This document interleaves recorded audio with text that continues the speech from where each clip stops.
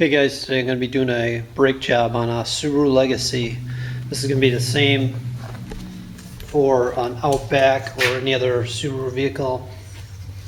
So first thing we're going to do, make sure we have all our parts. Doing front brakes today, so I picked up some Duralast Gold and some Duralast brake rotors.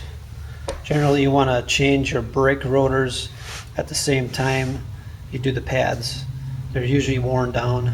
They make them thin enough nowadays that you can't really cut them again. Sometimes you can get away with that, but 90% of the time the rotors are thin and you can't recut them. It's better off just buying some new rotors at the same time. Then you're going to want to have some brake parts cleaner on hand. And you're going to need some lubricant for the slides, calper slides. This is kind of handy. AutoZone, Advance Auto, most of your popular auto parts stores carry these little packets for like 50 cents or $1 or something. That's nice because it's just enough to do the job. Okay, some other tools you're going to need to get this brake job done is a big C-clamp like this. This is a 5-inch, or a special tool like this to press the caliper piston back in, because when your brake shoes wear down, the caliper piston will keep creeping out, and when you put your new shoes on, you have to push that piston all the way back in. And you're going to want to check your fluid at the same time. Make sure it's topped up right. So first thing I usually do is I will break loose all the lug nuts before I lift the car off the ground. Just crack them loose a little bit. Okay, so when you're going to lift your car, you want to jack on the frame, and in the Subaru, here's the oil pan. Right here, and then right behind the oil pan is a frame member, and there's another piece of frame back behind that. Between the two there's a bolted on piece. That's what I usually lift on right here. It's right in the center. Then you're going to want to make sure you have some jack stands.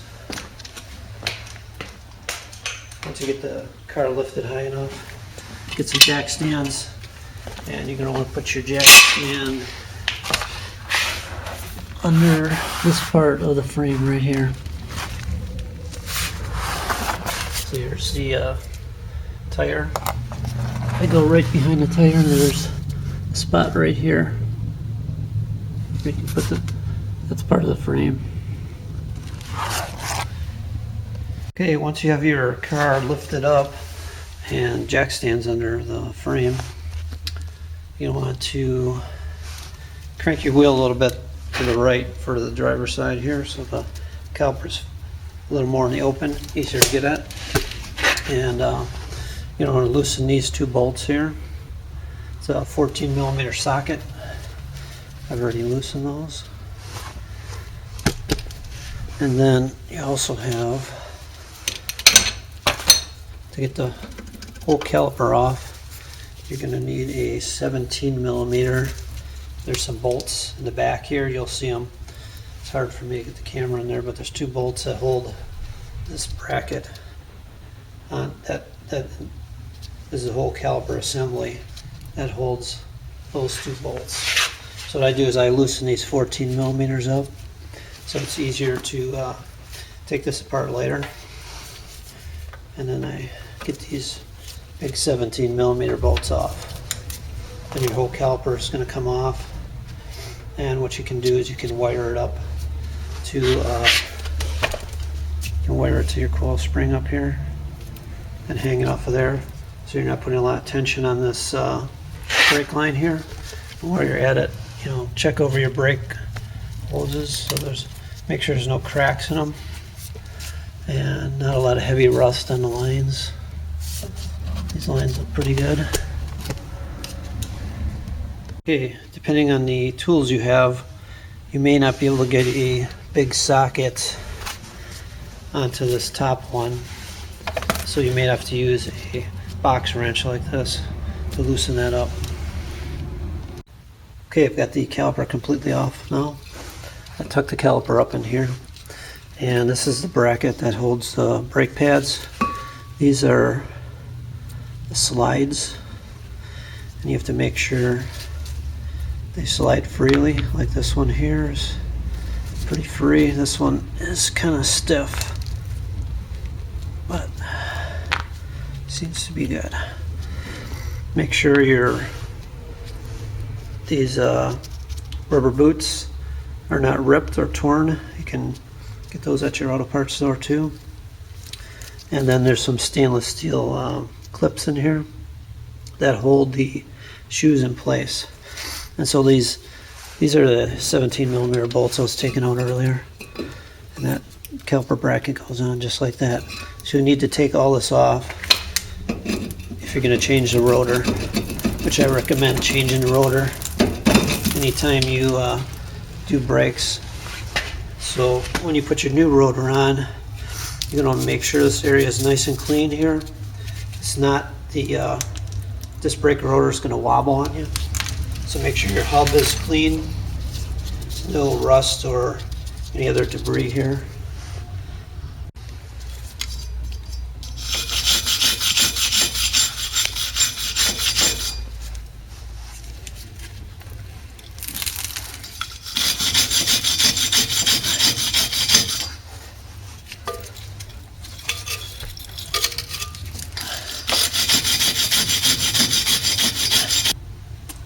In this particular case, I may have to get a new caliper also, because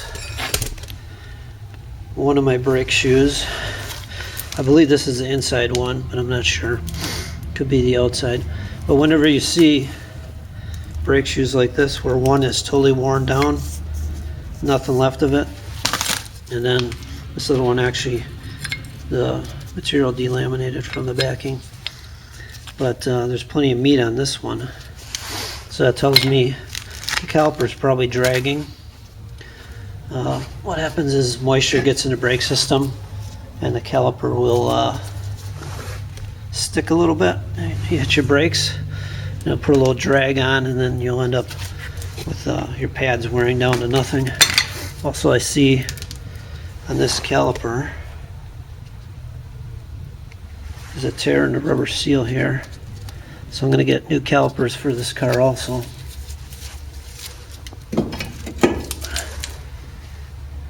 Okay, if you're not replacing your caliper at this point, what you can do is take your C-clamp and put it on the caliper piston just like that, and push that piston all the way in.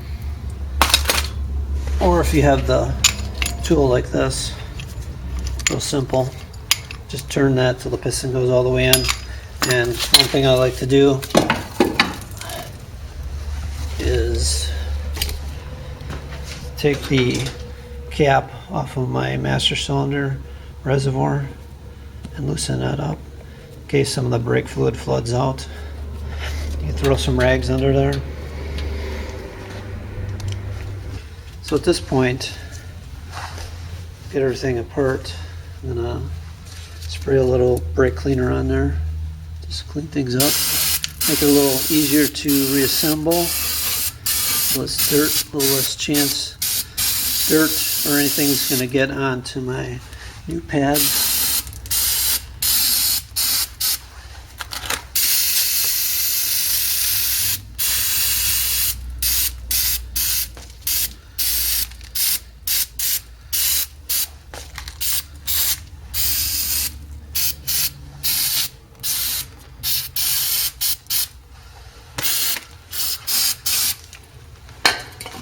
As long as you're cleaning, you want to get your new rotor out.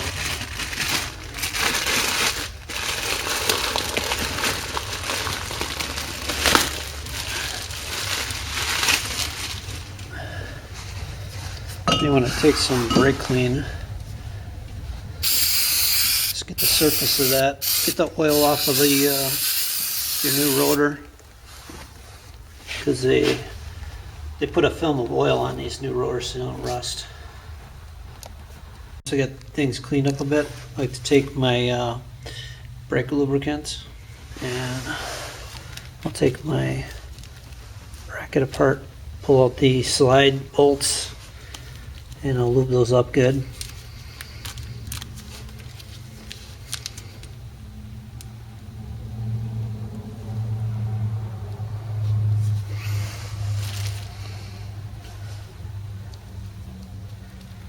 It's a high temp grease. You want to make sure those are free to move, and then you want to just get that boot over the lip again, and you're good to go. Okay guys, here's a tip to when you're reassembling everything. Get your caliper bracket on, and to keep your rotor from wobbling around while you're assembling everything, you can do is take a lug nut and tighten it on. That'll hold the rotor in place so you can get your pads adjusted, get your caliper back on. It makes things a lot easier.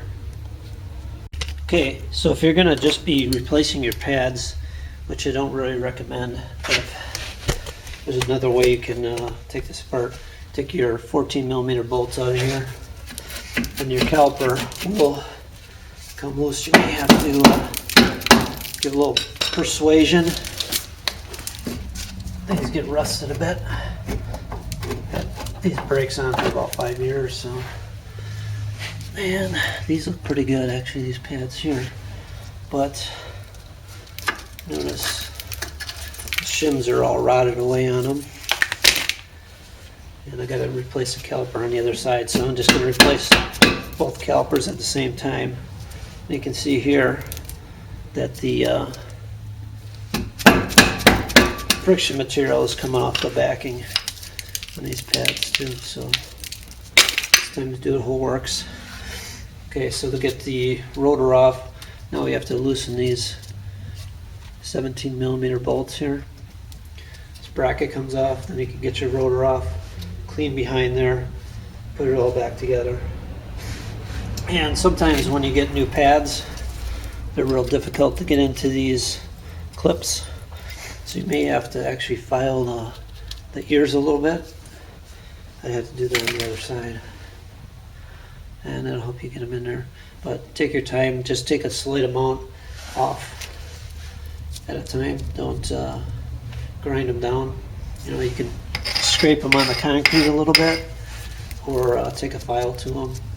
Just make those ears a little shorter. Usually this dimension here, just on the end, you got to take a little bit off, then they pop in easier.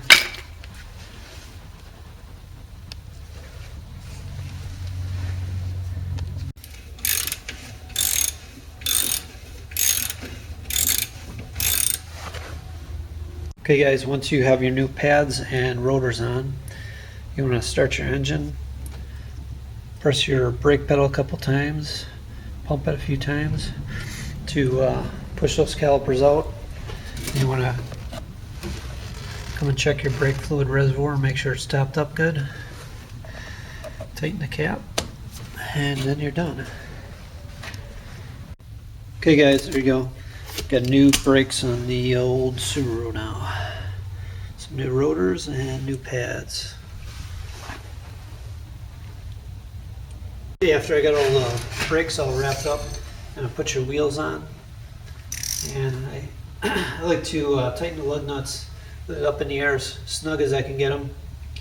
Drop the car down, and then I like the clicky type torque wrench. This is the one's Craftsman. And I tighten my wheels to 100 foot-pounds in this pattern here. So you go this one and this one, cross over to this one, tighten that one, crisscross pattern, and then I'll come back and check them all again.